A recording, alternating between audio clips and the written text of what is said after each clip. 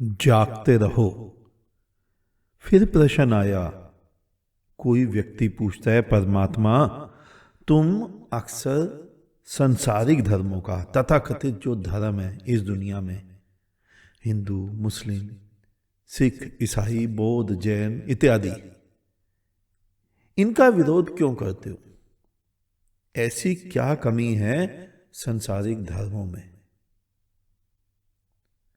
कमी क्या है ये तो शायद तुम्हें भी पता होगा, लेकिन तुम्हारा अहंकार उसको एक्सेप्ट नहीं कर पा रहा है कि तुम जिस धर्म से जुड़े हो उस धर्म में कोई कमी हो सकती है।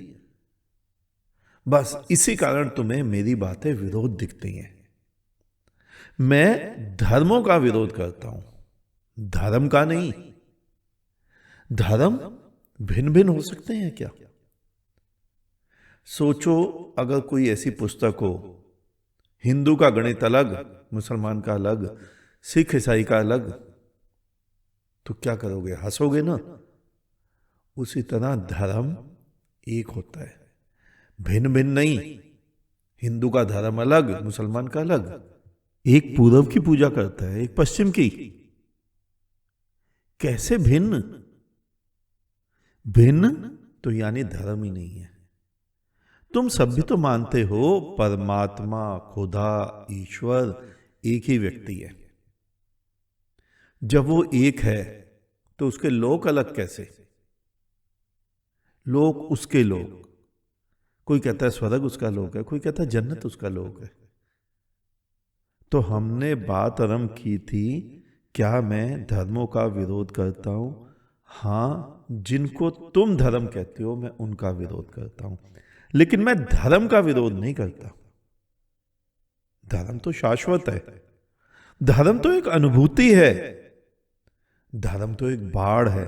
धर्म तो एक जलजला है। धर्म तो स्वभाव है, सुख है। उस सुख का भला कोई क्यों विरोध करेगा? और कैसे करेगा? हवा का विरोध कैसे किया जा सकता है? तुम लाख दीवारें उठा लो, लेकिन हवा को रोक नहीं पाओगे। हां, मैं तुम्हारी मूर्ता भरे कृत्यों का, आंखें बंद किए हुए हजारों वर्षों से ढोती हुई धारणाओं वाले हिंदू, मुस्लिम, सिख, ईसाई, बौद्ध, जैन इत्यादि जो 365 से ज्यादा धर्म है दुनिया भर में, इन खोखले नामक वाले धर्मों का विरोध जरूर करता हूं। वो भी इसलिए क्योंकि ये धर्म है ही नहीं।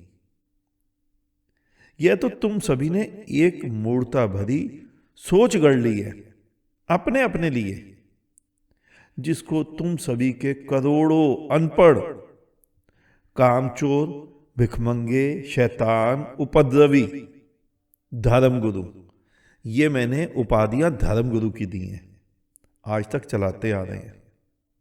फिर वो धर्मगुरु किसी भी वेश में क्यों ना हो, चाहे हिंदू के पंडित हो या मुसलमान के मौलवी, सिख के हों, ईसाई के हों, बौद्ध के हों, जैन के हों, धर्मगुरु हो, कोई भी क्यों ना हो, सभी तो एक जैसे ही हैं।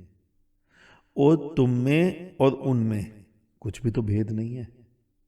मैं कुछ समय पहले ही एक न्यूज सुन रहा था कि मुगल राजाओं ने जिन जिन शिव प्रतिमाओं को तोड़कर मंदिर का रूप दे दिया, उन उन मस्जिदों को अब तोड़कर फिर शिव प्रतिमा की स्थापना की जाएगी। वो पुराने मुगल राजा भी खुदा को देखने में असमर्थ थे उस मंदिर के शिवलिंग में, क्योंकि वो खुदा को उस हिंदू मंदिर की प्रतिमा में देख ही नहीं पा रहे थे। वो उस समय के आंखें बंद किए हुए तथाकथित धार्मिक थे, और आज के राजा वो इस समय के आंखें बंद किए हुए धार्मिक है। वो परमात्मा को मस्जिद में स्थापित, जो पत्थर मस्जिद में स्थापित है, उसमें नहीं देख पा रहे हैं। ध्यान से देखो, जिस पत्थर को हिंदू काशी में स्थापित कर दूध दही से निलाए जा रहा है, उसी पत्थर को मुसलमान काबे में चूमे जा रहा है। और मेरी दृष्टि में अगर देखो तो ना खुदा काबा में है और ना परमात्मा काशी में है। अगर वो इन्हीं दोनों जगहों में कैद हो सकता, तो इन्हीं दोनों जगहों में जो लाखों लाखों लोग रोज इबादत करने जा रहे हैं, उनकी बुद्धि को ठीक कर पाता। मैं तुम्हारे उन्हीं मूर्ताओं भरे धार्मिक कृत्यों की सोच पर कटाक्ष करता हूं, क्योंकि खुदा और परमात्मा, इसका तात्पर्य है प्रेम, और इसका तात्पर्य है सत्य। और प्रेम और सत्य, वो तो किसी मनुष्य के भीतर घटता है। वो किसी भी ईंट पत्थर के बने मंदिर मस्जिद में कैसे घट सकता है? वो तो उतरता है मनुष्य के भीतर, वो तो बरसता है। और वही मनुष्य है जिसके भीतर वो प्रेम बरसता है, क्षमा क्षम होकर जिसकी बाढ़ आती है, वही तो धार्मिक कहलाता है। वही प्रेम करुणा दया तो घटी कृष्ण के भीतर, बुद्ध के भीतर, महावीर, नानक, मोहम्मद, जीसस, कबीर के भीतर। तुम्हें एक दृष्टांत सुनाता हूं, ध्यान से सुनो। एक कहानी है, तुमने सुनी भी होगी। एक गांव में एक धार्मिक बिल्ली रहती थी। बिल्ली अक्सर ही धार्मिक होती है। हां, तुम मानते हो बिल्ली चालाक होती है, तो अक्सर देखना ज्यादा चालाक लोग ही तुम्हारे धर्मों में धार्मिक होते हैं, क्योंकि उन्हें इस लोक की संपदा भी चाहिए और पारलौकिक संपदा भी। वो यहां भी थाली घुमाकर मंदिर, मस्जिद, गिरजे, गुरुद्वारे के नाम पर चंदा बटोर लेते हैं, और वो प्रार्थनाएं करके दूसरे लोगों के स्वर्ग, जन्नत, बैकुंठ, गोलक पर भी अपना अपना कब्जा जमाने के प्रयत्न करते रहते हैं। हाँ, बिल्लियां अक्सर धार्मिक होती हैं, और धार्मिक लोग अक्सर बिल्ली की तरह चालाक होते हैं। अब कहानी को आगे बढ़ाते हैं। एक दिन उस घर में जिन्होंने बिल्ली पाली हुई थी, वो लोग एक तोते को खरीद लाए। अक्सर पुराने जमाने में लोगों के घरों में तोते होते थे। उस तोते को खरीदने के पीछे धारणा यह थी कि हम ना सही, कम से कम घर में कोई तो ऐसा होगा जो राम राम करता रहेगा, रटता रहेगा। तोतों के बारे में प्रसिद्ध है कि वो राम राम करते हैं। और मैं कहता हूं कि जितने भी लोग राम राम, किशन किशन या अल्लाह अल्लाह की रटंत लगाए रहते हैं, वो भी पूरे पूरे तोते ही होते हैं। तोतों में और तुम्हारे रटने वाले धार्मिकों में ज्यादा भेद नहीं होता। तुम स्वयं को देखो। हम अक्सर अपने घर के बड़े बूढ़ों को कहते हैं चुपचाप कोने में बैठ के राम राम रटते रहो, अल्लाह अल्लाह रटते रहो, कृष्ण रटो, कुछ भी रटो। क्यों? क्योंकि हम भी समझते हैं ये पुण्य है। एक व्यक्ति कोने में बैठा चुपचाप भगवान का नाम रटता रहेगा, उसका पुण्य हमें मिलेगा। हमने पुण्य की कैसी कैसी धारणाएं, कैसी कैसी कल्पनाएं कर रखी हैं। किसी एक नाम से पुण्य लगेंगे, और जीवन भर जो पाप किए, वो पाप किस खाते में जाएंगे? तो में और तुम्हारे नाम रटने वालों में ज्यादा भेद नहीं होता। खैर, उन लोगों ने सोचा कि तोता राम राम करता रहेगा, बिल्ली वैसे ही धार्मिक है और शांत है। बिल्ली कितने प्यार से, शांति से कोने में बैठी रहती है। और घर में धार्मिक लोग रहेंगे, पहले एक था अब दो हो गया, हम भी धार्मिक है, तो यह भ्रम लोगों को लगता रहेगा। दोबारा समझो इस पंक्ति को। घर में धार्मिक लोग रहेंगे तो हम सब, घर में जितने भी बच्चे हैं, पत्नी है, बच्चे हैं, माँ बाप हैं, भाई बहन है, हम भी धार्मिक है, ये भ्रम लोगों को बना रहेगा। हाँ, दूसरे तुम्हें धार्मिक समझें, इसी के सभी इंतजाम तुमने कर रखे हैं। हिंदू कंठी पहनता है, तिलक लगाता है, जनेऊ धारण करता है, मंदिर रोज जाता है। मुसलमान दाढ़ी रखता है, टोपी पहनता है, 5 समय की नमाज सड़क पर बैठकर पढ़ता है, ताकि तुम सभी भी देख सको कि वो तुमसे ज्यादा धार्मिक है। अल्लाह को थोड़ी दिखानी है नमाज, अल्लाह को दिखाने वाली नमाज तो भीतर ही अल्लाह का एक बार नाम लेने से ही पूरी हो जाती है। लेकिन भीतर एक बार नाम लेने से दुनिया को कैसे पता चलेगा कि मैं धार्मिक हूं? इसलिए सड़क पर दिखावा जरूरी है। और सिख, उसको देखो तुम्हें दिखाने के लिए 5 चिन्ह, ईसाई को देखो क्रॉस, वो केवल संसारिक को दिखाने के लिए धारण करना होता है। जीसस के समय में तो क्रॉस ही नहीं था, जीसस ने भी धारण नहीं किया था, वो तो सूली की निशानी है। नानक सिख नहीं थे। हाँ, एक ऐसा वेश था जो अक्सर सभी संतों का, बाबाओं का, फकीरों का होता है। दाढ़ी मूछ बड़ी होती है, नानक की भी थी, लेकिन नानक सिख नहीं थे। तो ये सभी के दिखावे हैं, तुम सबके, उन बुद्ध महापुरुषों के नहीं। कृष्ण के, बुद्ध के, महावीर के, मोहम्मद, जीसस, नानक, कबीर के नहीं, तुम सबके। हाँ, बुद्ध धर्म को भी तुम पीछे मत समझ लेना। बुद्ध से पहले बौद्ध धर्म नहीं था, क्योंकि बुद्ध तो हिंदू परिवार में पैदा हुए। वो बौद्ध धर्म तो बुद्ध के जाने के बाद बना। महावीर के समय में जैन धर्म नहीं था। हाँ, इन्हीं तथाकथित सोच के बारे में मैं तुम्हें आंखें खोलकर देखने को जरूर कहता हूं। हमारा प्रश्न था ना कि धर्मों का विरोध क्यों? तो चलो कहानी को आगे बढ़ाते हैं, सुनो। बिल्ली वाली कहानी। खैर, वो घर वाले तोते को लाकर निश्चिंत थे कि अब घर में कोई ना कोई तो होगा जो राम राम करता रहेगा, और हम सभी घर वालों का मोक्ष पक्का है।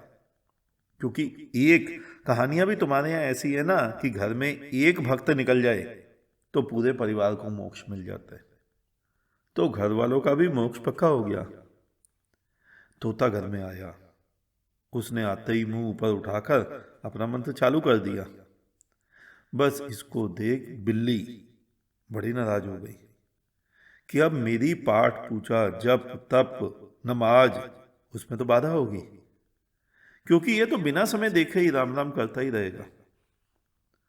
घर में एक आदमी धार्मिक हो तो पूरा पूरा घर परेशान हो जाता है। सुबह उठकर घंटे घड़ियाल बजने लग जाते हैं, शंख ध्वनि होने लग जाती है। घर में धार्मिक व्यक्ति चिल्लाए या सड़कों पर लाउडस्पीकर लगाए, कोई मना कर ही नहीं सकता, क्योंकि वो तो धार्मिक कृत्य हो रहा है। बिल्ली बेचारी परेशान कि मुझे तो समय देखकर संध्या करनी होती है। हिंदू सुबह शाम समय देखकर संध्या करता है, मुसलमान समय देखकर 5 समय नमाज पढ़ता है। लेकिन ध्यान से देखना, मुसलमान देशों का तोता, वो बेचारा बिना समय देखे ही अल्लाह अल्लाह करता रहेगा। तोते को वहां अल्लाह अल्लाह ही सिखाया जाता होगा। तुम्हें क्या लगता है पाकिस्तान के तोते राम राम करते होंगे? नहीं, उन्हें तो अल्लाह अल्लाह ही सिखाया जाता होगा। अब तोतों को रोकोगे भी कैसे? क्योंकि तुम सभी की धारणा भी तो यही है कि राम राम जपना या अल्लाह अल्लाह जपना धार्मिक कृत्य है। देखो ध्यान से अपने पास की सड़कों पर रोज कहीं ना कहीं तुम्हें मिल जाएगा, रात भर अखंड रामायण होती है। आजकल तो घरों की छतों पर, मॉलों के भीतर हनुमान चालीसा पढ़ी जाती है। सड़कों पर बैठकर नमाजें पढ़ने को, लाउड स्पीकर पर शोर मचाने को इबादत समझा जाता है। देखो अपने अपने चारों तरफ, किसी भी धर्म का जुलूस निकले सड़कें जाम हो जाती हैं। एम्बुलेंस में कोई मरे, भीड़ में फंसकर, किसी की ट्रेन छूटे, प्लेन छूटे, कोई फर्क नहीं पड़ता। रोके कौन इन्हें? क्योंकि तुम सभी तो धार्मिक कृत्य कर रहे हो। तो वो तोता, वो भी ऊपर गर्दन उठाकर कानों में उंगली डालकर इबादत करने लगा। बिल्ली से अब नाद आ गया। उसने मन ही मन सोचा कि यह बिना मतलबी गाने गा रहा है, यह धार्मिकता है ही नहीं, यह तो कामुकता का, भोगियों का लक्षण है। कभी भी कुछ भी बोल देना। तुम सभी भी यही मानते हो कि अगर कोई व्यक्ति संगीत सुन रहा है तो वो कामी, भोगी, संसारी है। और तुम धार्मिक हो जो सड़कों पर बैठ कर नमाजें पढ़ते हो या लाउड स्पीकर पर हनुमान चालीसाएं बजाते हो। हाँ, कुछ समय का बुखार है ये। कुछ महीने पहले हमारे ही देश में था। मॉल के अंदर हनुमान चालीसा पढ़ी जा रही है, नमाजें पढ़ी जा रही हैं, सड़कों पर लाउड स्पीकर लगाए जा रहे हैं। लेकिन आज ना तो नमाज का बुखार है, ना हनुमान चालीसा का। किसी को कुछ भी याद नहीं। कोई ये नहीं सोचता कि ऐसी मूर्ताएं नेता चालू करवाते हैं, और जब वो पीछे हट जाते हैं तो तुम भी ऐसी मूर्ताएं भूल जाते हो। खैर, बिल्ली ने उसको गाना गाते सुना तो उसने मन ही मन सोचा कि पुराने जन्मों के पापों के कारण ही ये तोता बना, और पाप कर्मों वश अपनी योनि भुगत रहा है। और यही तो सोच है तुम्हारे हिंदू धर्म गुरुओं की, कि 84 लाख योनियां मनुष्य को बुरे कर्मों के फलस्वरूप ही मिलती हैं। इतना सुंदर जीवन दिया परमात्मा ने, लेकिन तुम क्या सोचती हो कि पाप कर्मों के कारण मिला। शेर पाप कर्मों के कारण शेर बना, कौआ पाप कर्मों के कारण कौआ बना। तुम्हारे धर्मगुरु तुम्हारे बारे में भी यही धारणाएं रखते हैं। तुम जाते हो ना हरिद्वार, वो तुमसे हाथ में जल लेकर एक मंत्र पढ़वाते हैं, तुम्हें याद भी होगा, पापो हम पाप कर्मा हम, कि मैं पापी हूं, पाप कर्मों में लिप्त हूं। मतलब पिछले जन्म में भी पापी थे, तभी ये जन्म मिला मृत्यु लोक, जिसको तुम बोलते हो। निंदा करते हैं तुम्हारे धर्मगुरु तुम्हारे इस लोक की और तुम्हारे जीवन की, कि ऐसे ऐसे कर्म करो कि पुनः इस मृत्यु लोक में ना आना पड़े। मूर्खताएं की हद होती है। जिनको जीवन समझ आया, जिनको परमात्मा का प्रेम समझ आया, वो कहते हैं कि तेरा धन्यवाद, तूने हमें इतना सुंदर जीवन दिया। लेकिन तुम्हारे धर्मगुरु वो तुम्हारे जीवन का धिक्कार करते हैं, पापी बताते हैं। तो बिल्ली ने भी यही सोचा। वो तोता पुराने जन्मों के पाप कृत्यों के कारण तोता बना। जैसे तुम्हारे धर्मगुरु तुम्हारे बारे में सोचते हैं, तो धर्मगुरु तुम्हारे और बिल्ली दोनों में भेद नहीं हुआ कुछ भी। और जिन जानवरों को तुम कहते हो कि ये पुराने जन्म के पापी थे तो जानवर बने, उन्हीं जानवरों को आज का राजा खरीद खरीद कर अपने देश में ला रहा है। चाहे अपने देश की गरीब जनता के मुख का निवाला छीनकर चीतों के मुख में डालना पड़े, लेकिन चीता जरूर चाहिए। हाँ, 80 करोड़ लोगों को भी तो भीख में राशन दिया जा रहा है। और मैं अक्सर टीवी पे देखता हूं, चैनल वाले बोलते हैं अन्नदाता, और नाम लेते हैं कि लोग बोलते हैं कि वो अपने अन्नदाता को कैसे भूलेंगे। अन्नदाता कहां से लाया था अन्न, किसका अन्न था, उसके घर से आया था। सरकारी खजाना उसका अपना है। तुम्हें समझ ही नहीं आया खेल क्या चल रहा है। प्रेस मीडिया भी बोलती है जब 80 करोड़ लोगों को भी राशन दिया जा रहा है तो चीते से परेशानी क्यों।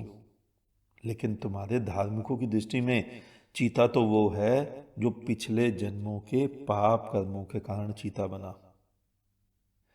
ध्यान से देखना, कोई भी पार्टी हो, कोई राशन फ्री दे रहा है, कोई बिजली फ्री दे रहा है, कोई लोन माफ कर रहा है, हर क्षेत्र में हर पार्टी ऐसा कर रही है। हम कर क्या रहे हैं, हम धीरे धीरे भारत की आत्मा को भिखारी बना रहे हैं। इसकी आवश्यकता क्या थी, उसको ऐसे अवसर देते कि वो स्वाभिमान से कमाकर खा पाता।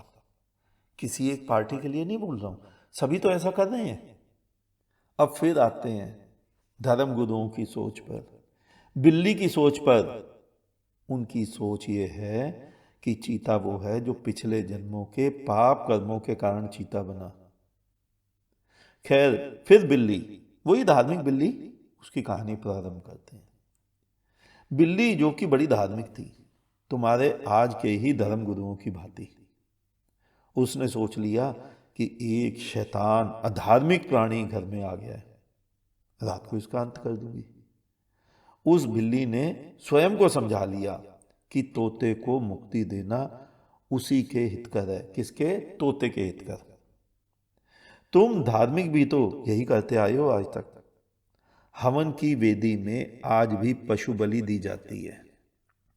ईद में आज भी लाखों बकरों की कुर्बानी दी जाती है। सोच यही होती है कि हम इनका हित कर रहे हैं, इन्हें मुक्ति दे रहे हैं, इन्हें स्वर्ग या जन्नत की ओर भेज रहे हैं। बिल्कुल यही सोच बिल्ली सोचे बैठी थी कि आज रात इसे इस नरकीय योनि से मुक्त कर बैकुंठ जन्नत भेज दूंगी। बिल्ली बैठे बैठे सोच रही कि पुराने पाप कर्मों के कारण इसे इस पक्षी की योनि में जन्म लेना पड़ा। जब तक यह पक्षी बना रहेगा तब तक यह दुख भोगेगा। इसे इस जन्म में ही मुक्त करना इसका हित करना है, और यही काम तुम सभी के धर्मगुरु कर रहे हैं। नेटफ्लिक्स पे एक सीरीज आई थी, शायद इंडियन प्रीडेटर। उसमें जो मुलजिम था, उस रियल स्टोरी है, उसका नाम था शायद चंद्रकांत झा। वो लोगों को मारता था, उन लोगों को जिनको वो समझता था कि ये पाप पूर्ण कृत्य में व्यस्त है, और मारकर हत्या कर कर उनका शव तो किसी पुलिस वाले को चैलेंज करके उसके थाने के बाहर या तिहाड़ के बाहर रख देता था, और पुलिस को फोन करता था कि मैंने मारा है, और उसकी मुंडी सिर जमुना में डाल देता था। जब पकड़ा गया तो पुलिस वालों ने उससे पूछा कि तू पागल, इसकी मुंडी क्यों काटता था? तो वो कहता था, मुंडी को जमुना में डालने से मुक्ति मिलती है, इसलिए मैं इसे मुक्त कर देता हूं ताकि अगले जन्म में ये पापी ना बने। इसने इस CS झा, चंद्रकांत झा ने भी शायद तुम्हारे ही सभी के धर्मगुरु के धार्मिक ग्रंथ पढ़े होंगे। कोई फर्क नहीं पड़ता हिंदू का पढ़ा हो या मुसलमान या सिख या ईसाई, बौद्ध या जैन, पढ़ा तो तुम्हारे ही है, और तुम्हारे धर्मों में कहानियां ऐसी ही बनाई गई हैं। फिर तुमने मुझसे पूछा कि मैं धर्मों का विरोध क्यों करता हूं। धर्म का नहीं करता, हिंदू, मुस्लिम, सिख, ईसाई, बौद्ध, जैन के जो धारणाएं, जो कृत्य, जो मूर्ता भरी सोच तुमने गढ़ी है, उसका करता हूं। और इस संसार में हिंदू, मुस्लिम, सिख, ईसाई, बौद्ध, जैन सभी 365 प्रकार के धर्मों के धर्मगुरु यही तो कर रहे हैं, यही तो कह रहे हैं। तुम्हारे ही शास्त्र है ना जो ये बोलते हैं कि ये दुनिया दुखालयम है, दुख का घर, और इस जन्म में जब तक व्रत अनुष्ठान करके, नमाजें पढ़कर, इबादत कर कर तुम्हें परमात्मा के, अल्लाह के लोक में उसकी गोद में जा बैठना है। यानी ये जन्म तो भार हुआ, तुम सभी पर दुखों का पहाड़ टूटा हुआ है। तभी तो तुम सभी मूर्तावश स्वर्ग को, जन्नत को पाने की कल्पनाओं में इस जीवन की निंदा कर, इस सुंदर जीवन को दुख समझकर रेंगते हुए, रोज रोज मरते हुए समय पास कर रहे हो। आज दुनिया में ऐसा व्यक्ति ढूंढना मुश्किल होगा जो कहे कि मैं यहीं पर सुखी हूं, मुझे मरकर किसी और लोक में नहीं जाना है। फिर वो चाहे कितना भी पढ़ा लिखा क्यों ना हो, चाहे कितना भी बड़ा धन कुबेर हो, सभी अपने अपने धर्म स्थलों में माथा रगड़ने जा रहे हैं कि इस जन्म के बाद स्वर्ग, मुक्ति, जन्नत, मोक्ष, निर्वाण, परमात्मा का लोक, खुदा का लोक मिलना ही चाहिए। खैर, कहानी आगे बढ़ाते हैं। रात हुई, बिल्ली ने चुपचाप धीरे से पिंजरा खोला और उस तोते पर हमला कर दिया। जैसे तुम्हारे सभी के धार्मिक गुरु संसारियों पर हमला करते हैं। तोते के पंख नोच डाले और मांस मांस खा लिया, लेकिन पाप नहीं किया, पुण्य किया। एक नरकीय जीव को मुक्ति, मोक्ष अदा किया। यही काम तुम सभी करते हो। और मैं अपना अनुभव बताता हूं। मैं बहुत समय तक एक बहुत बड़ी कृष्ण भक्ति संस्था में जाता था। वो संसारियों की, भौतिकतावादी लोगों की निंदा करते नहीं अगाते थे कि ये पापी है, नरकीय है, जो परमात्मा से विमुख है। और हिंदू ही नहीं, जो मुसलमान है वो भी तो यही कहता है कि जो नमाज अदा नहीं करता वो काफिर है, उसे मार देना धर्म है, दीन है। कोई फर्क नहीं पड़ता कि मुसलमान गला काट कर मारने को आतुर हो जाता है और हिंदू जीवन भर उस अधार्मिक, पापी आदि को कहकर तानों से रोज रोज मारता है। मार तो दोनों ही रहे हैं। कोई भी धर्म यह नहीं सिखा रहा है कि ये जीवन सुख है, आनंद है, खुदा की, परमात्मा की दी हुई बख्शीश है। इसे जी भर कर जियो और दूसरों को भी जीने दो। हर कोई लगा है दूसरे की निंदा कर स्वयं को धार्मिक मानने का भ्रम पाले। यही भ्रम तो उस धार्मिक बिल्ली को था। बिल्ली ने तोते को मार दिया। मारने के बाद उसने पश्चाताप भी किया, लेकिन तोते को मारा इसलिए नहीं क्योंकि ये कार्य तो तुम सभी भी कर रहे हो। पूरी दुनिया में हिंदू मुसलमानों को मारना चाहता है कि हिंदू राष्ट्र हो जाए। दुनिया हिंदुत्ववादी सोच के ऊपर चलने लगे और हिंदुत्व के साथ साथ एक और शब्द हिंदुओं ने गढ़ा है, सनातन, कि ये सनातन धर्म है। उनको ये भी नहीं पता कि सनातन का मतलब होता क्या है। सनातन का मतलब दूर दूर तक हिंदू से नहीं होता। सनातन का मतलब होता है फॉर एवर, जो हमेशा हमेशा से है, बस इससे ज्यादा कुछ भी नहीं है। और हमेशा हमेशा से क्या है? क्या जो आदि मानव थे वो नंगे घूमते थे, क्या वो हिंदू थे या सनातन धर्म को मानते थे? नहीं। सनातन का मतलब होता है फॉर एवर। तुम्हारा जीवन, तुम्हारा मतलब केवल हिंदू का नहीं, तुम्हारा मतलब केवल मनुष्य का नहीं, जीवन मतलब किसी का भी जीवन। मछली का जीवन, कुत्ते का जीवन, हमारा जीवन। सूर्य चमक रहा है, जीवित है। चांद चमक रहा है, जीवित है। माटी में जब पानी पड़ता है तो एक सोंधी सोंधी खुशबू आती है क्योंकि माटी जीवित है। तो जो जीवन है वो सनातन है, वो हमेशा हमेशा से है और हमेशा हमेशा रहेगा, वो कभी नहीं मिटेगा। तो सनातन का लेना देना दूर दूर तक हिंदू से नहीं है। सनातन का लेना देना जीवन से है। अब तुमने पूछा ना कि मैं धर्मों, तुम्हारे धर्मों का विरोध क्यों करता हूं? केवल इसलिए कि हिंदू चाहता है पूरी विश्व, पूरी दुनिया हिंदू के रंग में रंग जाए। मुसलमान चाहता है पूरी दुनिया इस्लामिक हो जाए, और ईसाई वो इन दोनों को मारना चाहता है। एक छोटा सा दृष्टांत सुनो, तुम्हें आसानी से समझ आ जाएगा।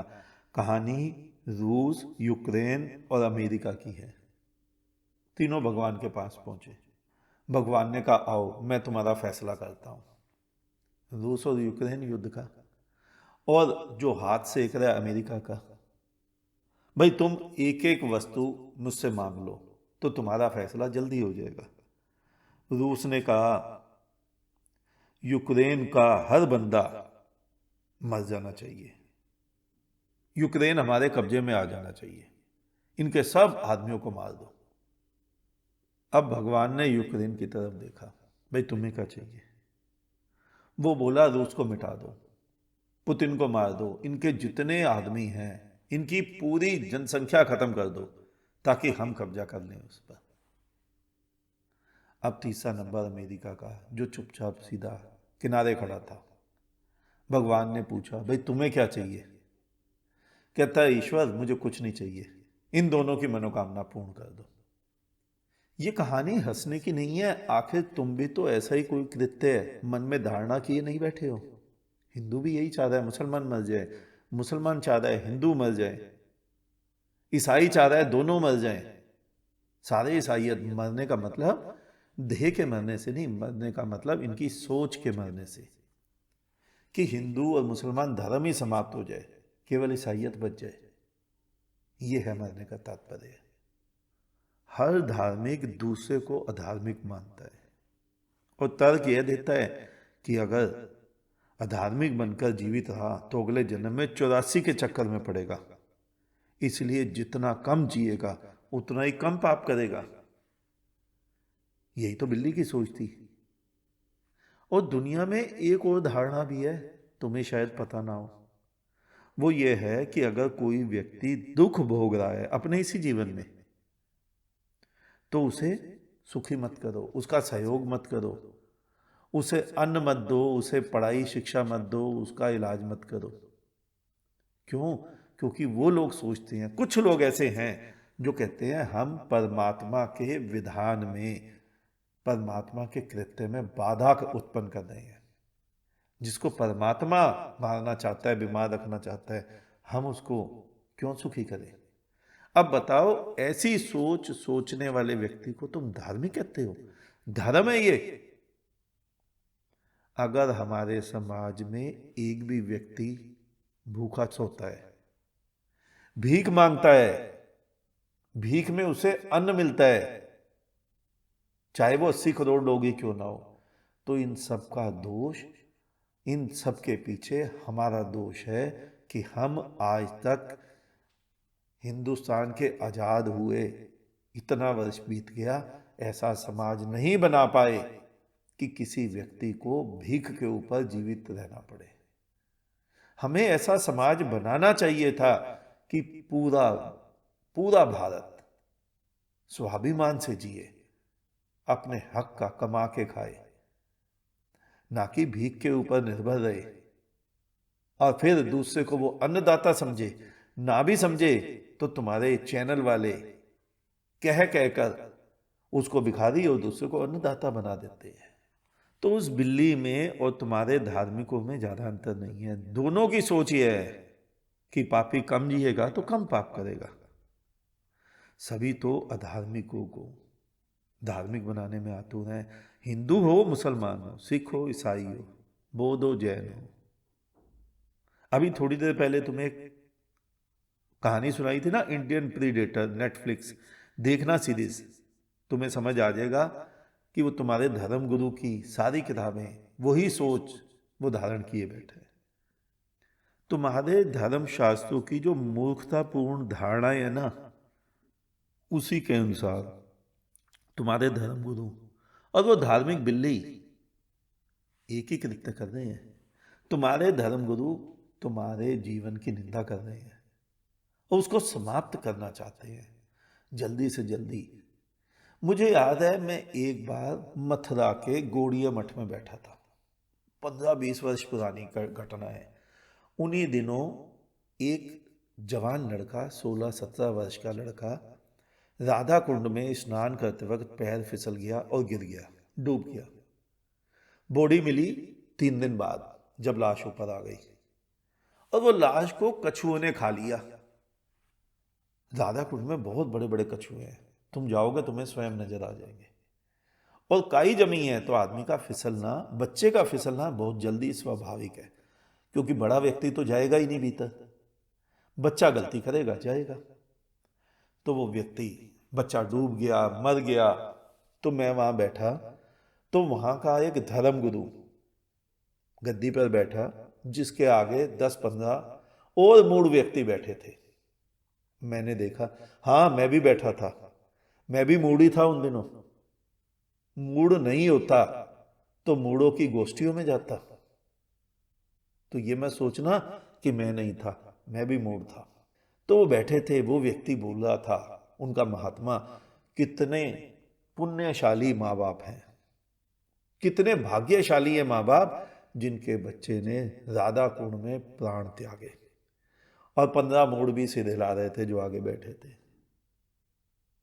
इसी पे चर्चाएं चल रही थी कि अगले जन्म में वो देवता बनेगा, क्योंकि राधा कुंड में मर के गया है, वो ये बनेगा, वो बनेगा। मैं भी कोने में बैठा था, मैं धीरे धीरे हंस रहा था, क्योंकि इतनी मूर्खताएं तो शायद मैंने कभी नहीं सोची थी कि जीवन को मिटाया जाए और जीवन के मिटने पर गुणगान गाया जाए। उस महात्मा ने मेरी तरफ देखा, कहता तुम्हें क्या मेरी बात सही नहीं लगती? क्या मैं सही नहीं बोल रहा हूं? तुम क्यों मुस्कुरा रहे हो? मैंने कहा नहीं महाराज, आप बिल्कुल सही बोल रहे हो। बड़े पुण्यशाली, बड़े भाग्यशाली माँ बाप थे। कहता है फिर? मैंने कहा फिर मैं ये सोच रहा हूं कि आप अपने माँ बाप को ऐसा भाग्य कब प्रदान करेंगे, कब हम कहेंगे कि आपके माँ बाप भी भाग्यशाली थे, पुण्यशाली थे। वो महात्मा और वो 15 मूढ़ जो वहां बैठे थे सन्न रह गए। जवाब नहीं था कोई उनके पास। हम कर क्या रहे हैं? धर्म के नाम पर मनुष्यों की हत्याओं की प्रशंसा।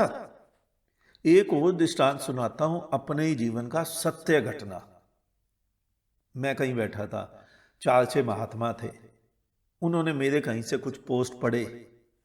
ऐसे ही एक बार बैठा, एक बार और पहली बार और आखिरी बार चर्चाएं हुई, तो उन्होंने कहा कि ये जो तुम उल्टे सीधे पोस्ट बनाते हो, ये क्यों बनाते हो? हमारे शास्त्र क्यों नहीं पढ़ते? उन्होंने शास्त्रों के नाम भी लिए। वो बताना यहाँ ठीक नहीं रहेगा। तुम सभी अपने अपने धर्मों के शास्त्र मान लो। वो महात्मा, तुम सभी अपने अपने धर्मों के महात्मा मान लो। मैंने उस शास्त्र के बारे में बोला, मैंने कहा ये तो गधे पढ़ते हैं। भिनभिना गए, गरम हो गए। होना ही था। आधा घंटा बहुत बहस की। बोले तुमने कभी पढ़ा है? मैंने कहा हाँ, मैंने 20 वर्ष पढ़ा है ये शास्त्र। कहता है तुम कहते हो गधे पढ़ते थे, यानी तुम गधे थे? मैंने कहा नहीं। कहते फिर? मैंने कहा महागधा था, इतना बड़ा गधा था, तभी तो पढ़ा। मैंने कहा जीवन के शास्त्र को पढ़ो, तुम्हें खुदा, परमात्मा, ईश्वर, सत्य, आनंद सब समझ आ जाएगा। अगर तुम्हारे सभी के इन शास्त्रों से परमात्मा, खुदा, सत्य, जीवन, आनंद, नित्य समझ आ सकता तो तुम्हें आ गया होता। तुम्हें आया क्या? नहीं।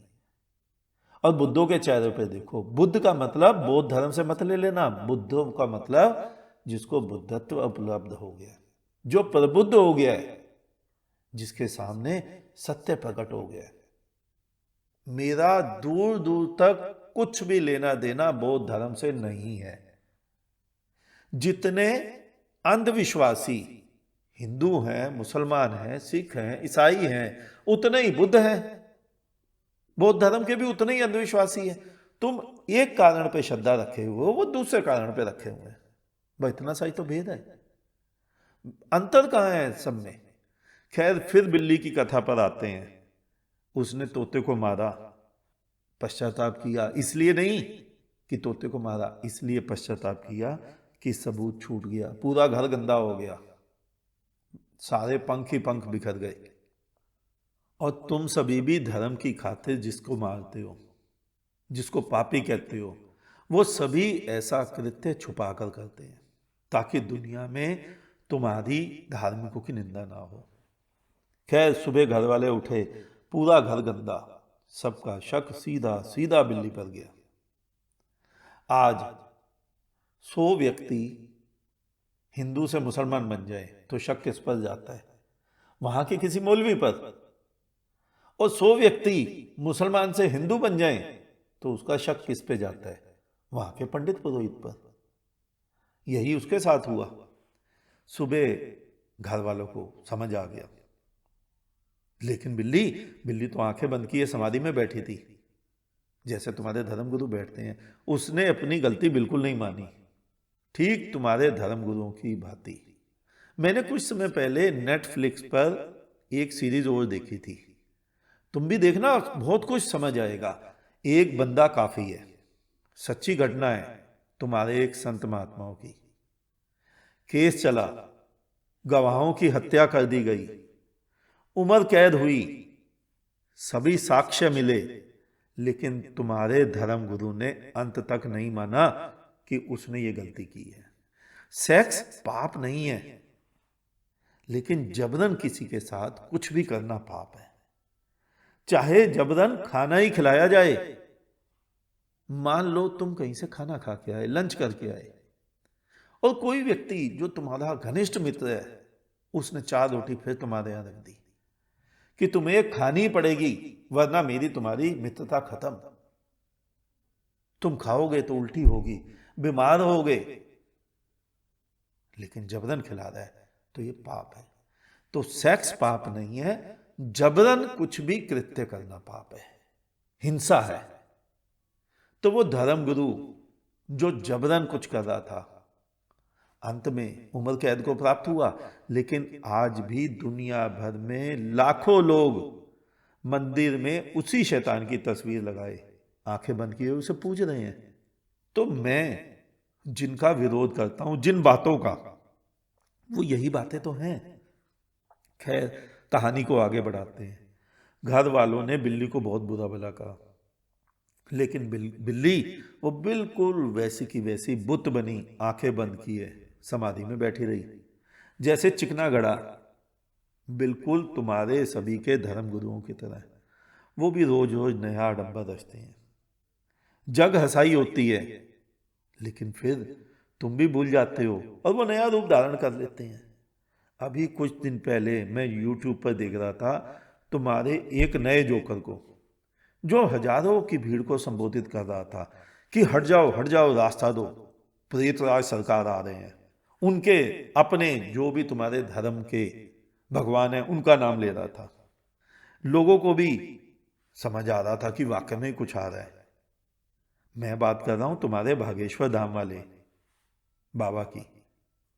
जरा उसको एक बार 10वीं कक्षा का एग्जाम दिलाकर देखो, हकीकत सामने आ जाएगी।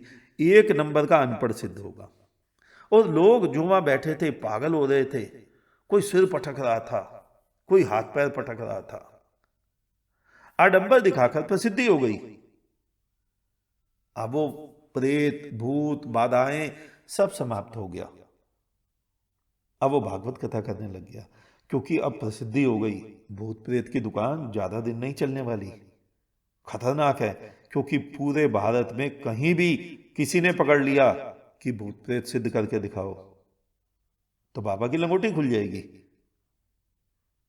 और उसके मंच पर बैठा मैंने एक बार और देखा, उसके मंच पर एक दूसरा पाखंडी बैठा था, देवकाधीश ठाकुर। वो उसकी बड़ाई में कह रहा था, वैसे तो मेरे से ये उम्र में छोटे हैं, लेकिन मैं इनसे बड़े प्रेम से मिलता हूँ, सम्मान से मिलता हूँ, कि कहीं कोई गलती ना हो जाए, वरना ये मेरे पीछे कोई सैनिक ना लगा दें, वरना पीछा छुड़ाना मुश्किल हो जाएगा। ये देवकाधीश ठाकुर कर क्या रहा है? तुम्हारे भीतर भूत प्रेत नाम का भय उत्पन्न कर रहा है कि तुम भी इसका सम्मान करो, इसके आगे माथा रगड़ते रहो, इसकी चौखट पे रोज रोज जाते रहो। और मैं जो इन सबकी पोल खोलकर इन्हें नंगा कर रहा हूं, इनमें से किसी के पास बैठे भूत प्रेत में इतना दम नहीं कि वो मेरे पीछे आ जाए, मेरे सामने आ जाए, या इनका कोई भी आराध्य इतना सक्षम नहीं है कि मेरा कुछ बिगाड़ पाए। तो जो मेरा बिगाड़ नहीं सकता है, वो तुम्हारा बना कहां से सकता है? बस इतना ही आंखें खोलने का प्रयास कर रहा हूं मैं तुम्हारी। और ये सब मेरे निज के अनुभव हैं। एक समय पर मैं भी तुम जैसा अंधा था। एक पाखंडी दिनेशानंद, जो निखिलेशानंद का शिष्य था, उसके जाल में फंसा। वो भी यही कहकर डराता था, जो गुरु दे सकता है वो ले भी सकता है। ना तो ये लोग कुछ देने में सक्षम होते हैं और ना ही लेने में। जो बेचारे तुम्हारे पैसे की रोटी खाते हैं वो तुम्हें क्या देंगे? अगर तुम्हारी भी आंखें खुल जाएं आज ही, इसी जीवन में, तो तुम आज ही इस जीवन को स्वर्ग बना लोगे और इन धर्मों के चंगुल से बाहर निकल जाओगे। अगर घर में आग लगी हो तो कोई धर्मगुरु से पूछेगा कि बाहर कैसे निकलूं या कब निकलूं? वहां कोई मुहूर्त देखेगा क्या? खैर, घर वाले दूसरा तोता ले आए। उसने फिर गीत गाने चालू कर दिए और धार्मिक बिल्ली फिर उस अधार्मिक को धार्मिक बनाने को चिंतित हो गई। बिल्कुल वैसे ही जैसे तुम्हारे सभी के धर्मगुरु पूरी दुनिया को धार्मिक बनाने को आतुर रहते हैं। सभी के धर्म गुरु की बात कर रहा हूं, हिंदू, मुस्लिम, सिख, ईसाई, बौद्ध, जैन, 365 प्रकार के धर्म है। कोई अपने नाम के आगे विश्व गुरु की उपाधि स्वयं लगा लेता है, और तुम भी इसी भ्रम में सदियों से ही जी रहे हो कि भारत विश्व गुरु है। लेकिन इस धार्मिक देश में रहने वालों की सोच कितनी धार्मिक है, जरा ध्यान से यह देखो। यहाँ पूरे भारतवर्ष में रेप की संख्या 86 रेप पर डे होते हैं। ये तो ऑफिशियल आंकड़ा है, जो रजिस्टर्ड नहीं हुआ उसकी गिनती नहीं कर रहा हूं मैं। पर डे 86, यानी कम से कम 200-300 और होते होंगे ये पर डे।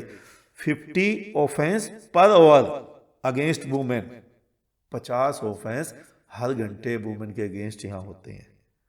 गूगल करो 86 rape into 365 days, 31,390 rape per day जो रिकॉर्ड में आते हैं। ये हमारा धार्मिक देश है, क्योंकि यहाँ हिंदू भी धार्मिक है, मुसलमान भी, यहाँ सिख भी धार्मिक है, यहाँ बौद्ध भी, जैन भी, ईसाई भी।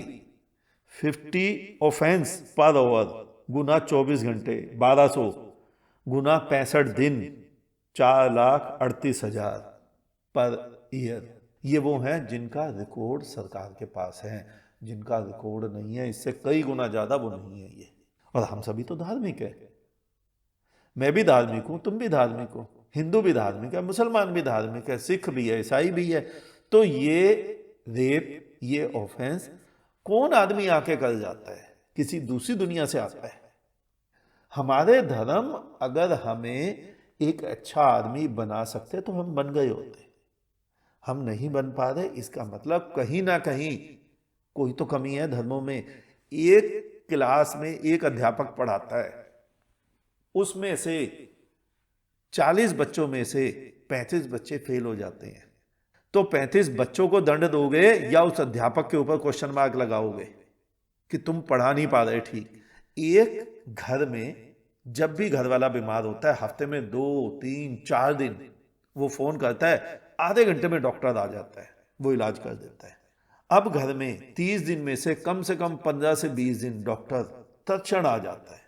एक कंडीशन है कि तुम ये देखो कि डॉक्टर कितना अच्छा है, एक कॉल पे आ जाता है। दूसरी कंडीशन है कि तुम ये देखो कैसा आदमी है डॉक्टर, हर महीने 20 दिन आ जाता है, लेकिन फिर भी अपने इस कस्टमर को, इस फैमिली को ऐसा नहीं कर पाया है कि आना ही ना पड़े डॉक्टर का। तुम स्वयं देखो तुम्हें क्या लगेगा, डॉक्टर अच्छा है या डॉक्टर बुरा है? तुम्हारे धर्म तुम्हें धार्मिक नहीं बना पाए, अच्छे हैं या बुरे हैं? स्वयं देखो, स्वयं निर्णय करो। और क्राइम वुमेन के अगेंस्ट और बच्चों के अगेंस्ट, यहां सरकारी आंकड़ा कहता है हर दूसरा बच्चा शारीरिक शोषण का शिकार होता है। तुम्हारे इन्हीं धर्मों के नाम पर जितना ज्यादा खून इस धरती पर बहा है, उतना शायद ही कहीं बहा हो धर्म के नाम पर। धर्म युद्ध यहीं कुरुक्षेत्र में हुआ। यह वो देश है जहां धर्म की स्थापना के लिए हिंसाएं की जाती है, यानी धर्म को खड़ा करने के लिए अधर्म का सहारा लिया जाता है। जिस धर्म की रक्षा के लिए हिंसा का सहारा लेना पड़े, ऐसे धर्म को तुम धर्म कहोगे? यही तो प्रश्न था ना कि मैं इन तथाकथित धर्मों का विरोध क्यों करता हूं। तुम धर्म मानते हो जिसकी धर्म की रक्षा तुम्हें करनी पड़े, और बिल्ली क्या कर रही है? वो भी तो धर्म की रक्षा के लिए, तोते को मुक्त करने के लिए अधर्म हिंसा ही कर रही है। तुम भी तो लोगों को पकड़ पकड़ कर जबरन हिंदू, मुसलमान, सिख, ईसाई, बौद्ध, जैन बनाते हो।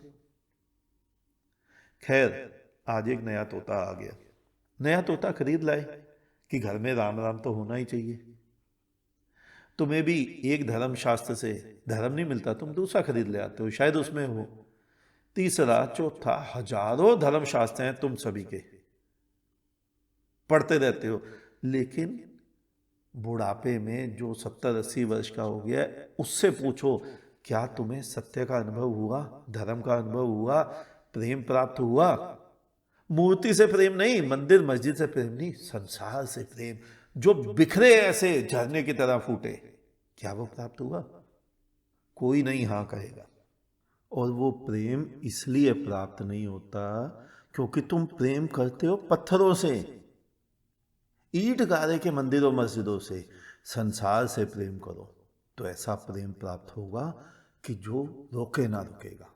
खैर, आज नया तोता आया। बिल्ली चुपचाप आंखें बंद किए, धार्मिक बिल्ली धार्मिक गुरुओं की भांति समाधि में बैठी रही। मेरी बातें सुनकर ये मत समझ लेना कि मैं हिंदू की बात कर रहा हूं। सौ चूहे खाकर बिल्ली हज को चली, ये सूक्त तो इस्लाम को दर्शाता है। हज यानी इस्लाम धर्म। तो मैं तुम्हारे सभी के धर्म गुरुओं की बात कर रहा हूं, तुम्हारे सभी लोगों की जो जिन जिन धर्मों को मानते हो। आखिर होता क्या है? तुम्हारा प्रेम अपने ही दायरे में क्यों सिमट जाता है? क्यों हिंदू का प्रेम मुसलमान और ईसाई की तरफ नहीं बहता? क्यों ईसाई का प्रेम हिंदू और मुसलमान की तरफ क्यों नहीं बहता? बौद्ध का प्रेम जैन की तरफ क्यों नहीं बहता? क्योंकि तुमने प्रेम की परिभाषा ही गलत ले रखी है। तुमने प्रेम को केवल मंदिर, मस्जिद, गिरजे, गुरुद्वारे से जोड़कर ही देखा है। केवल पत्थर की बनाई हुई प्रतिमाओं से जोड़कर देखा है। और ये मत सोचना पत्थर की बनाई हुई प्रतिमाएं केवल हिंदू में है। सब एक ही तो है। हिंदू खड़े पत्थर की पूजा कर रहा है, मुसलमान लिटे पत्थर की पूजा कर रहा है, सिख कागज की कर रहा है, ईसाई लकड़ी के क्रोस की कर रहा है, बौद्ध मुंड की कर रहा है और जैन नग्न की कर रहा है। आखिर कर तो सभी के सभी मृत वस्तुओं की पूजा रहे हो। और मैं तुम्हें कहता हूं जीवन की पूजा करो। जीवन की पूजा, जीवन के आरती नहीं करनी, जीवन से प्रेम करना है। अपने जीवन से प्रेम, दूसरे के जीवन से प्रेम, नदी से प्रेम, वृक्षों से प्रेम, सभी तो जीवित है। खैर आगे चलते हैं कहानी में। आज नया तोता आ गया। बिल्ली चुपचाप आंखें बंद किए तुम्हारे धार्मिक गुरुओं की भांति समाधि में बैठी रही। जैसे तुम्हारे धार्मिक गुरु ऊपर से तो आंखें बंद किए समाधि में बैठे रहते हैं, भीतर से सभी कुछ चल रहा होता है। आज रात बिल्ली ने सोचा कोई सबूत नहीं छोड़ूंगी। रात को बिल्ली उठी, दबे पांव चली और पूरा का पूरा तोता ही निकल गई। कोई सबूत नहीं, कोई आवाज नहीं। वो पूरी रात प्रसन्न होती रही कि मैंने एक और तोते को मुक्त कर दिया इस देह से, मृत्यु लोक से। और तुम्हारे सभी के धर्म, वो भी तो इस देह की मृत्यु लोक की निंदा ही तो कर रहे हैं। वो जो शब्द है ना तुम्हारा दुखालयम, क्या है? दुख का घर, क्या ये संसार? तो निंदा नहीं तो और क्या है?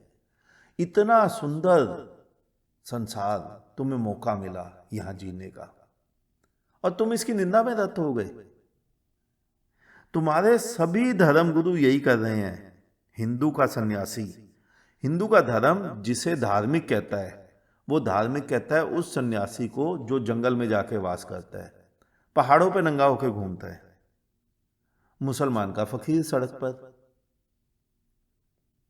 ईसाई का फादर चर्च में,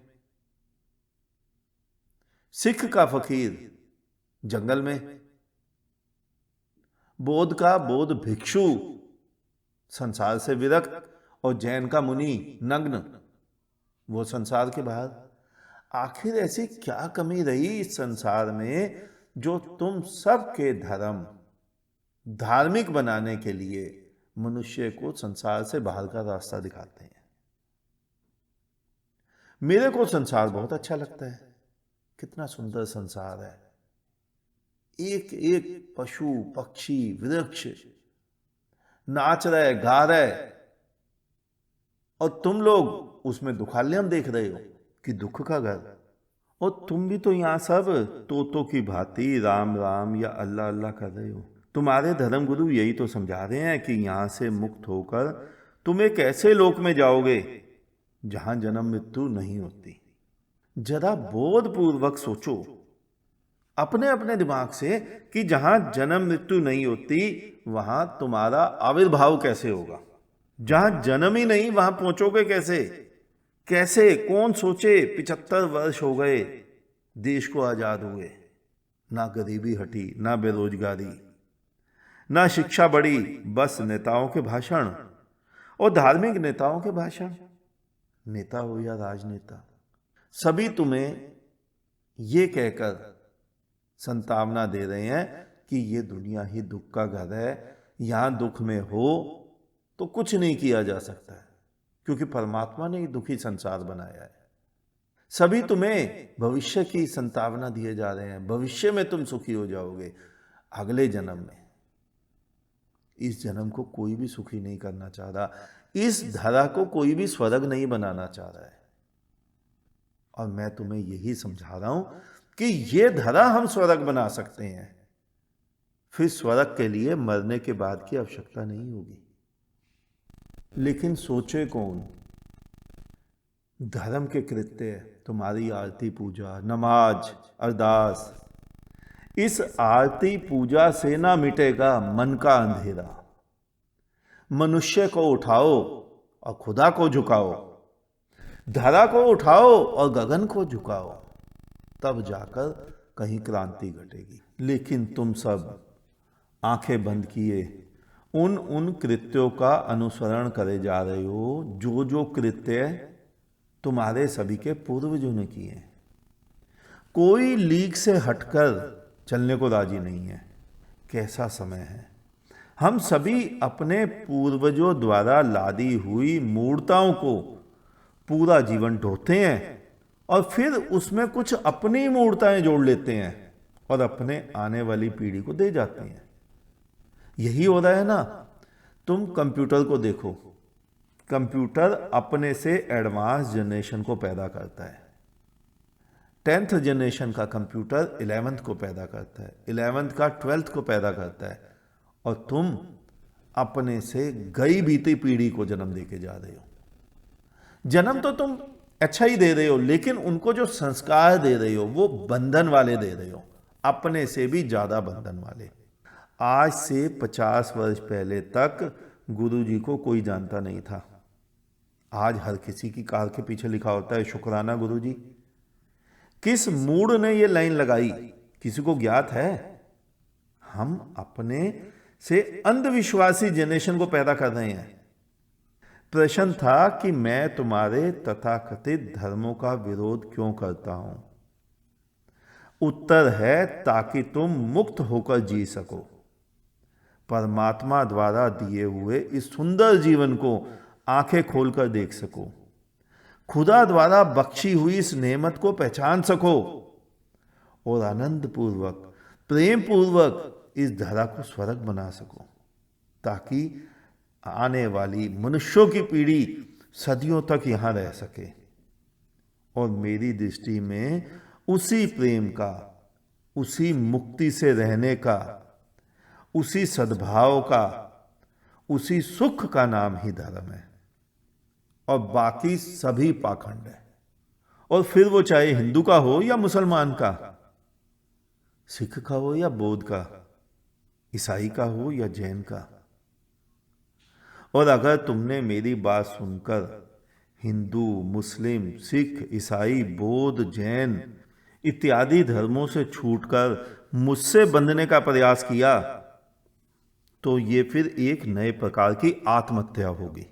सुना है ना तुमने, आसमां से गिरे और खजूर में अटके, खाई से बचे और कुएं में गिरे। नहीं, तुम्हें केवल मेरी बातों को सुनकर समझना मात्र है। तभी तो मैं तुमसे कहता हूं, तू जाग जा और तू भाग जा। मैं तुम्हें अपने से नहीं, तुम्हें सभी से तोड़कर तुमसे स्वयं से जोड़ने का प्रयत्न कर रहा हूं। तुम केवल तुम हो जाओ, बस इतना काफी है। क्या मनुष्य का मनुष्य होना पर्याप्त नहीं है? उसके अंदर क्या कमी है कि उसे हिंदू होना पड़े, मुसलमान होना पड़े, सिख, ईसाई, जैन, बौद्ध होना पड़े? और चलो अगर मान लिया जाए कि हिंदू, मुस्लिम, सिख, ईसाई, बौद्ध, जैन होकर कुछ लाभ होता तो भी होया जाए। देखो 80-85 वर्ष के लोगों को, जो हिंदू हों, मुसलमान हों, सिख, ईसाई, बौद्ध, जैन हों, उनसे पूछो पूरा जीवन व्यर्थ कर क्या पाया? अगले जन्मों के सपनों को बात मत करना, इस जन्म में क्या लाभ हुआ कुछ बताओ। तो कोई उत्तर नहीं है उनके पास। सभी अगले अगले जन्म की बताएंगे, ईसाई कहेगा स्वर्ग मिलेगा, हिंदू कहेगा बैकुंठ मिलेगा, मुसलमान कहेगा जन्नत मिलेगी, बौद्ध कहेगा निर्वाण मिलेगा। सभी अगले अगले जन्म, इस जन्म में कोई लाभ नहीं। और मैं तुम्हारे इसी जन्म के लाभ यानी सुख यानी प्रेम यानी आनंद यानी मुक्त दशा, उसकी बात कर रहा हूं, किसी अगले जन्म की नहीं। खैर, बिल्ली की कहानी को आगे बढ़ाते हैं। सुबह घर वाले उठे, तोता फिर गायब। बिल्ली मन ही मन पसंद कि मैंने एक जीव को मुक्त कर दिया नारकीय शरीर से। घर वाले समझ गए अब की बार बिल्ली को पीटा गया।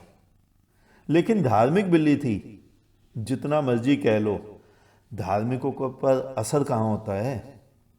चाहे जितनी भी आलोचना कर लो, वो पाखंड की दुकानें चलाते ही रहते हैं।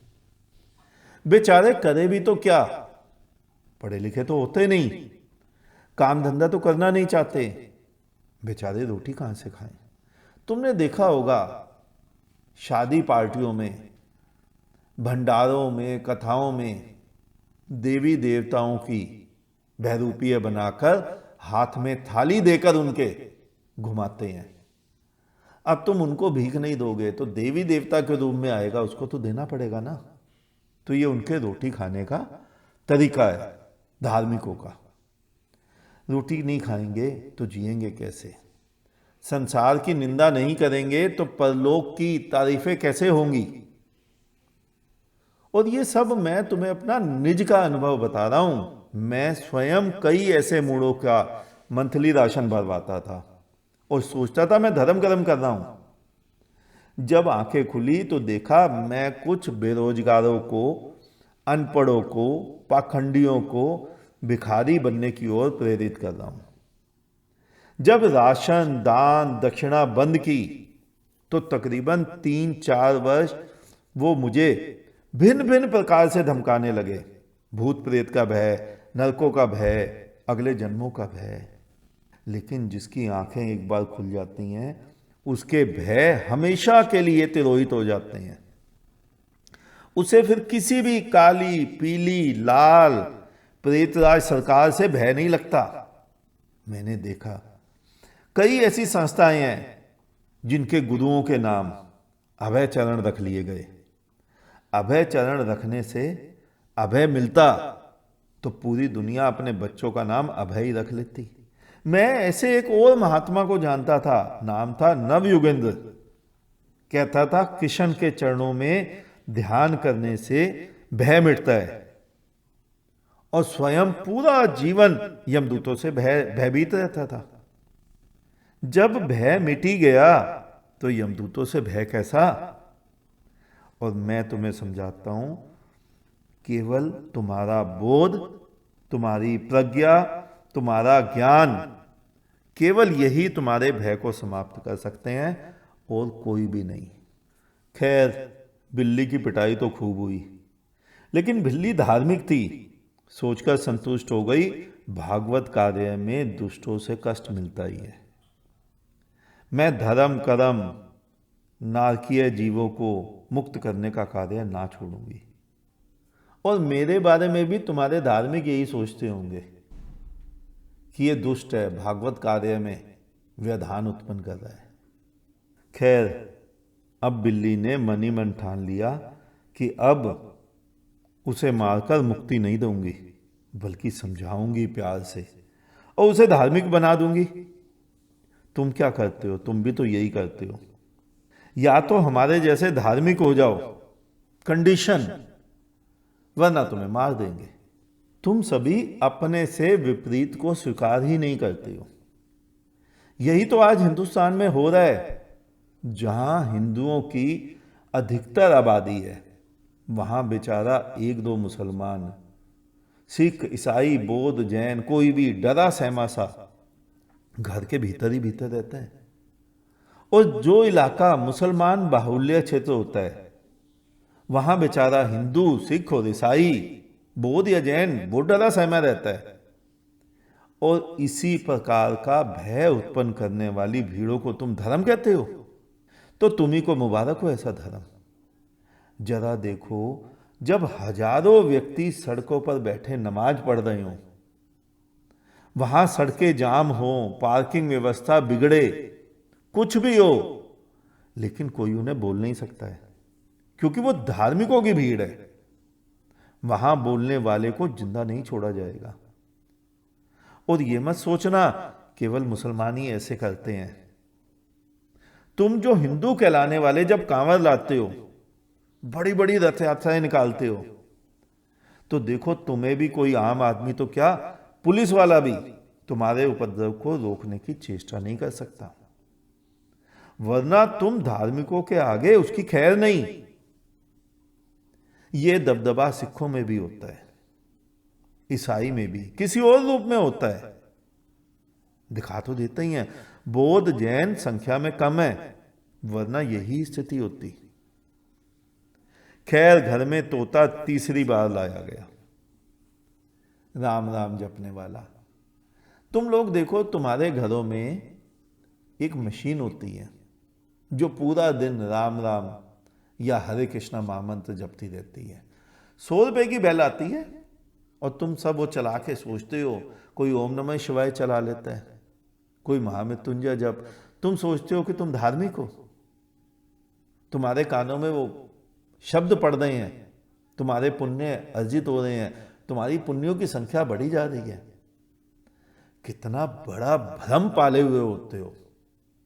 धार्मिकता का इन शब्दों के सुनने मात्र से मतलब, हृदय के अंदर द्वेष, दूसरे धर्म के प्रति, दूसरे लोगों के प्रति, इस संसार के प्रति, और तुम सोचते हो तुम धार्मिक हो। खैर, घर में तोता तीसरी बार आया, तुम्हारी मशीन आई। जब मशीन आती है, सब घर के लोग घर के बड़े को देखते हैं, बहुत बढ़िया चीज ले आए आप, अब घर में राम राम होता रहेगा, अल्लाह अल्लाह होता रहेगा। बिल्ली ने सबके सामने उसका स्वागत किया, उसे आशीर्वाद दिया, ठीक वैसे ही जैसे तुम सभी के धर्मगुरु तुम्हें आशीर्वाद देते हैं। लेकिन किसी भी आशीर्वाद का कोई भी तो लाभ होता नहीं, क्योंकि वो स्वयं ही धर्म से अनभिज्ञ है। वो तुम्हें कहां से सुखी होने का मंत्र देगा? वो तो तुम्हें लालच दे सकता है, पारलौकिक संपदा का या इसी लोक के धन का। तुम्हें मंत्र देते हैं ना तुम्हारे धर्मगुरु, ये मंत्र जपो, लक्ष्मी की, धन की प्राप्ति होगी। ये यंत्र रखो, पूजा करो मंदिर में, इससे तुम्हें धन प्राप्त होगा। वो धन उस मंत्र से या उस यंत्र से उस धर्मगुरु को प्राप्त नहीं होता, वो तुम्हें देते हैं कि तुम जपो, तुम्हें धन प्राप्त होगा, और जो तुम्हें धन प्राप्त होगा उसका 10वां 20वां हिस्सा हमें दे देना। अगर उसी मंत्र और यंत्र से धन प्राप्त होता तो उन्हें भी हो गया होता, वो क्यों नहीं जपते? कभी तुम्हें इस लोक की धन संपदा का लालच देंगे या तुम्हें दूसरे लोक की धन संपदा का? हाँ, दूसरे लोक की धन संपदा तुम ही जानते हो, स्वर्ग में अप्सराओं का भोग, कामधेनु का, कल्प वृक्ष का, जन्म मृत्यु से रहित लोक का, 72 हूरों का लालच। ये सब किन मूढ़ों की उपज है? स्त्रियों के भोग का लालच। ये धार्मिक लक्षण है क्या? तुम्हारे ही धर्म शास्त्रों में तो आता है। हिंदुओं में अप्सराओं का भोग, मुसलमानों में हूरों का भोग, इसको तुम धर्म बोलते हो। तुम्हारे धर्मगुरु तुम्हारे आगे दाना डालते हैं और तुम उसी लालच में फंस जाते हो। मैं देख रहा था एक न्यूज चैनल पर, तुम्हारा बागेश्वर धाम वाला जोकर, वो कह रहा था कि वो किसी व्यक्ति के साथ पहाड़ पर गया और उस व्यक्ति को जिसके साथ वो गया उसे हीरा मिला। वो ये बता रहा था कि वो व्यक्ति बागेश्वर धाम वाले को साथ में ले गया तो उसे हीरा मिला। इसका मतलब समझा तुमने? वो यह चाह रहा है, तुम्हारा जोकर, कि तुम भी उसके इर्द गिर्द घूमो, उसी को विनती करो साथ, अपने साथ चलने के लिए, कार में घूमने के लिए कहो, ताकि तुम्हें भी हीरा मिले। तुम्हें लालच दे रहा है, लेकिन मैं तो कह रहा हूं तू जाग जा और तू भाग जा। क्योंकि धर्म का तात्पर्य केवल आंख खोलने से, सुख की प्राप्ति से, आनंद की प्राप्ति से, नित्य से है, वो भी इसी जन्म में जीते जी, ना कि मृत्यु पर्यंत। और अगर इस जैसे किसी भी जोकर के साथ घूमने से हीरे मिलते हैं, तो 140 करोड़ लोगों को इकट्ठा ही घुमा दो उसके साथ, सबको हीरे मिल जाएंगे, सब धनवान हो जाएंगे, हमारा देश धनी हो जाएगा, देश सुखी और संपन्न हो जाएगा। 2 कौड़ी का अनपढ़ गरीब आदमी तुम्हारे आगे जाल डालता है और तुम उसमें फंस जाते हो। आंखें खोलो, जागो, धर्म क्या है इसको पहचानो। धर्म भीतर की क्रांति का नाम है। धर्म एक आग है जो किसी विरले के भीतर ही जलती है, लेकिन तुम्हें उसके साथ भी नहीं जुड़ना है। बस 2 क्षण उसके साथ बैठकर उसके दीपक की आग से स्वयं का दीपक जलाना है और आगे बढ़ जाना है। मैं तभी तो कहता हूं मुझे सुनोगे तो मौत निश्चित है, क्योंकि मेरे भीतर आग है जो तुम्हें भी पूर्णता जला देगी। मेरे भीतर उस विराट का सागर है जो तुम्हारी प्यास को भी सदा के लिए मिटा देगा। मेरे भीतर अथाह समुद्र की गहराई है जो तुम्हें धरातल की गहराइयों में खो देगी। फिर तुम ना तो हिंदू बचोगे, ना मुसलमान, ना सिख, ना ईसाई, ना बौद्ध, ना जैन। वहां बचेगा जीवन, वहां बचेगा चैतन्य, वहां बचेगा परमात्मा, वहां बचेगा खुदा, अल्लाह। मैंने पहले भी तुम्हें समझाया था, खुद को मारो अगर खुदा को पैदा करना है तो। अपना आसन खाली करो, परमात्मा को धरती पर उतारो, फिर यही जीवन सुख होगा, आनंद होगा, उत्सव होगा। फिर चलते हैं, बिल्ली की कहानी आरंभ करते हैं, अभी पूरी नहीं हुई। धार्मिक बिल्ली और तुम्हारे धार्मिक गुरु, दोनों में ज्यादातर समानताएं हैं। तुम बस आंखें खोलकर देख लो, और देखने मात्र से सबसे पहले तो यह होगा, जब तुम्हारी आंखें खुलेगी तुम स्वयं को उन मूर्ताओं भरे धर्मों से अलग कर पाओगे, जैसे मैंने किया। मैंने पहले भी तुम्हें कई बार समझाया कि मेरे और तुम में कुछ भी ज्यादा भेद नहीं है। जो मैं कल था वो तुम आज हो, और जो मैं आज हूं वो तुम कल हो जाओगे। बस एक कदम की दूरी है, और वो कदम पूरा हो जाता है श्रद्धा से। लेकिन वो श्रद्धा किसी मंदिर, मस्जिद, गुरु पर नहीं, मुझ पर भी नहीं, केवल तुम्हारे स्वयं पर। वो श्रद्धा है कि तुम कुछ हो ही नहीं, तुम एक भ्रांति हो, और वो ही एक है, परमात्मा। तुम उसे प्रकृति कहो, तुम उसे परमात्मा कहो, खुदा कहो, अल्लाह कहो, हुक्मी कहो, कुछ भी कहो। वो श्रद्धा इतनी प्रगाढ़ हो कि वहां केवल श्रद्धा हो, श्रद्धा करने वाला ना हो। बांसुरी वादक इतना डूब के बांसुरी बजाए कि वादक को अपनी सुधि ना रहे, केवल वादन रहे। सुनने वाले को ना तो वादक दिखाई दे, ना बांसुरी, केवल संगीत सुनाई दे। गाने वाला भी मिट जाए, सुनने वाला भी मिट जाए, बस वहीं श्रद्धा घट जाएगी। वहां परमात्मा का प्रसाद बिखर जाएगा, वहां खुदा की खुदाई से पूरा वातावरण जगमगा जाएगा। फिर वहां ना तो प्रार्थना करनी होगी, ना नमाज पढ़नी होगी। बस इतना ही तात्पर्य है श्रद्धा का। और अगर श्रद्धा करने वाला किसी भी प्रकार बचा रहे, तो ऐसी श्रद्धा का कोई लाभ नहीं होता है। मैंने पहले भी तुम्हें कई बार समझाया है ना कि मनुष्य धार्मिक हो ही नहीं सकता, क्योंकि जहां धर्म घटता है वहां मनुष्य नहीं बचता। या तो तुम होते हो या धर्म होता है, या मैं होता हूं या तू होता है। प्रेम गली अति साकरी, तामे दो ना समाई। ये रास्ता तलवार की धार पर चलने के समान है। इतनी सकरी धार है कि यहां लेफ्ट राइट खाई है।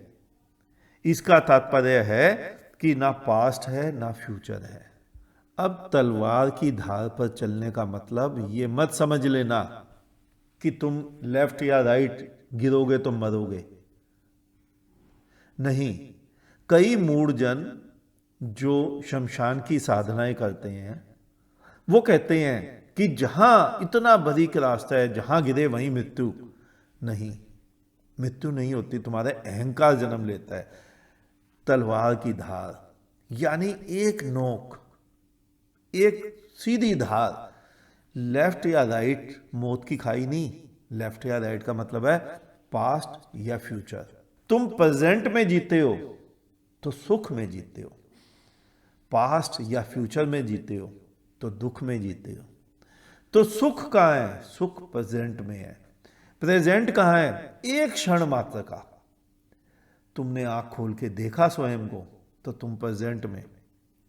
तुमने पास्ट की किताबें पढ़ ली तो नरक में गए। तुमने फ्यूचर के स्वप्न देख लिए तो नरक में गए। आज आज घर में फिर तीसरी बार तोता लाया गया। बिल्ली ने सोचा 2 बार पकड़ी गई, अब इसकी हत्या नहीं करूंगी। हाँ, मन ही मन निर्णय कर लिया, इसे धार्मिक जरूर बनाऊंगी, अधार्मिक ना रहने दूंगी। यहां से आरंभ हुआ था धर्म परिवर्तन। जो आज तुम करते हो ना, इस दुनिया में धर्म परिवर्तन बिल्ली ने आरंभ कर दिया। तभी आज सरकारों को कानून बनाना पड़ रहा है कि धर्म परिवर्तन कराने वालों पर कानूनी शिकंजा। शायद मैं इस कानून के अंतर्गत आता हूं या नहीं, यह तो कोई अच्छा एडवोकेट ही बता सकता है। एक प्रकार से तो मैं भी तुम्हारा धर्म परिवर्तन ही कर रहा हूं कि तुम्हें हिंदू, मुस्लिम, सिख, ईसाई, बौद्ध, जैन या 365 प्रकार के धर्मों से हटाकर तुम्हें तुम तक जोड़ रहा हूं, तुम्हें तुमसे मिलवा रहा हूं, तुम्हें तुम्हारे कचरे धर्मों से मुक्त कर चैतन्य से मिलवा रहा हूं कि तुम स्वयं हो जाओ। इस्लाम से हटाकर तुम्हें खुदा से रूबरू करा रहा हूं जो कि तुम्हारे भीतर रोशन है। तो मैं कहता हूं ना कि परमात्मा मंदिर में नहीं है, ना ही खुदा मस्जिद में। ये तो राजनीति के अखाड़े हैं। वो तो धड़क रहा है तुम्हारे ही भीतर। और भीतर से तात्पर्य है किसी भिन्न वस्तु से मत ले लेना। भीतर बाहर तुम्हारे, यानी तुम पूरे पूरे वही हो। जरा अपने सिर पर हाथ लगाओ, देखो तुम्हारे सिर की खोपड़ी और खोपड़ी का मांस एक ही साथ है या भिन्न भिन्न। रीढ़ की हड्डी और हड्डी के इर्द गिर्द गुथा हुआ मांस जुड़े हुए हैं या भिन्न भिन्न? नहीं, दोनों एक ही हैं, कुछ भी भेद नहीं है। तुम उसे चाह के भी अलग नहीं कर पाओगे, एक दूसरे के ऊपर लिपटे हुए हैं। उसी प्रकार तुम भीतर से भी परमात्मा हो और बाहर से भी। तुम्हारे भीतर भी खुदा जगमगा रहा है और बाहर भी वही खुदा जगमगा रहा है। बस दर्पण में तुम स्वयं को एक बार देख लो। तुम कहते हो ना पृथ्वी के ऊपर आकाश है, लेकिन कभी गूगल में ब्रह्मांड का चित्र देख लेना। पृथ्वी के ऊपर आकाश नहीं है, आकाश के भीतर पृथ्वी विराजमान है। और खाली तुम्हारी हमारी पृथ्वी नहीं, ऐसी अनगिनत पृथ्वियां आकाश के भीतर विराजमान है। अगर देख लोगे तो मेरा सिद्धांत सही मालूम होगा। तुम अपने घर के 2x2 के रोशनदान से आकाश देखते हो। तुम्हें उतना ही दिखता है जितना रोशनदान है। सोचो, उस घर के खिड़की से बाहर आए, अपने घर की छत पर खड़े होकर वो आसमान देखा तो कैसा दिखेगा।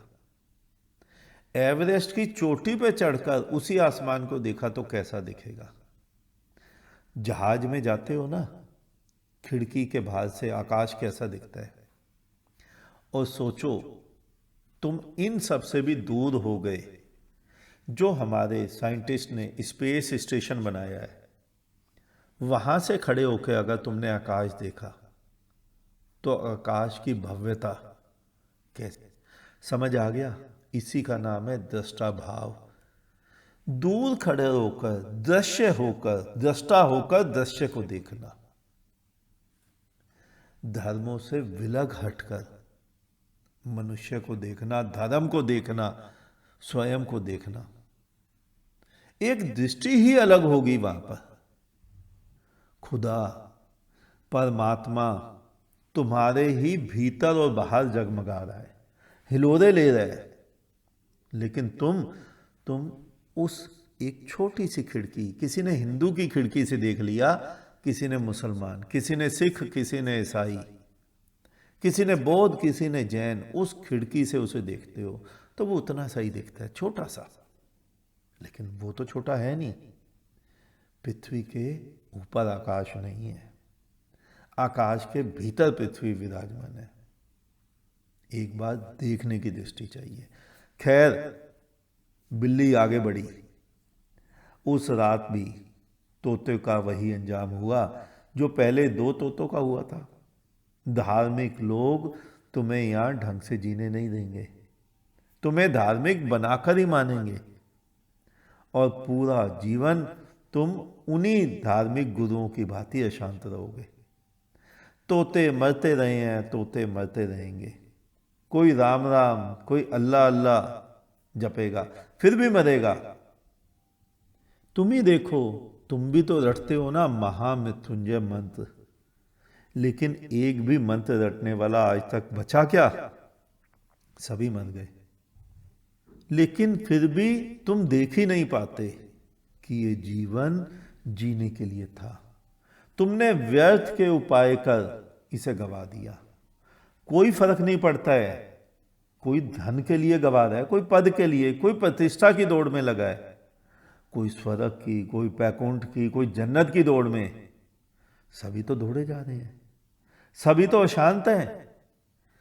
धन की दौड़ में दौड़ने वाला भी उतना अशांत है जितना जप तप की दौड़ में दौड़ने वाला। धन की दौड़ में दौड़ने वाले को तो कभी ना कभी सिद्धि मिल ही जाएगी। जो उसने सोच रखा है कभी ना कभी वो हो ही जाएगा। लेकिन तुम्हारे जप तप की दौड़ में दौड़ने वाला एक भी पूर्णता को प्राप्त नहीं हो पाया। तुम किस दौड़ में दौड़ रहे हो यह तुम्हें देखना है। शांति दौड़ में नहीं है। शांति, धर्म, प्रेम, आनंद विश्राम में है। और मैं तुम्हें उसी प्रेम की ओर मोड़ रहा हूं। जितना जल्दी समझ जाओगे उतना बढ़िया है। नहीं समझोगे तो मुझे सुनने वाला कोई 50 वर्ष का हो गया, कोई 70 वर्ष का, दौड़े जा रहा है। और ये सारे धर्म गुरु नए नए बच्चों पर अपना जाल फैलाए जा रहे हैं। लंबा ऊंचा तिलक लगवा देते हैं, कंठी माला हाथ में दे देते हैं, और वो गर्दन उठाकर ऐसे घूमते हैं सड़कों में जैसे उनके मन में यही चल रहा होता है कि देखो हम कितने भाग्यशाली हैं, हम धार्मिक हैं, जो कंठी पहनकर लंबा ऊंचा तिलक लगाकर किसी ढोंगी पाखंडी गुरु, कोई शील नाम रख लेता है, कोई कुछ, कोई योगानंद, कोई दिनेशानंद, कोई प्रभातानंद, कोई कुछ नाम बदलने से तुम धार्मिक हो जाते हो। और हिंदू नहीं, मुसलमान भी ऐसे ही नाम रख लेते हैं।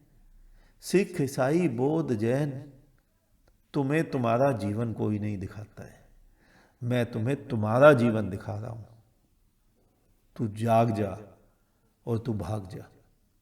बस तुम्हें तुम्हारा जीवन समझ आ गया और तुम्हें क्या चाहिए। आज इतना ही, शेष किसी और दिन। अंत में चारों तरफ बिखरे फैले परमात्मा को मेरा नमन। तुम सभी जागो, जागते रहो।